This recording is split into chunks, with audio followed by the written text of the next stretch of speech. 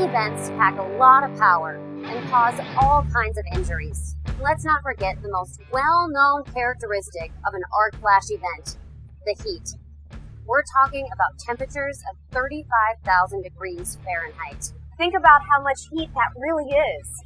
A standard conventional oven cooks at 300 to 500 degrees Fahrenheit.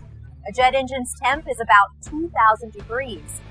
Most welding takes place around 3,100 degrees Fahrenheit. That's the flame temp. The surface of the sun is 10,000 degrees Fahrenheit, meaning an arc flash event is 3 times as hot as the sun. EPSCO Electrical Power and Safety Company.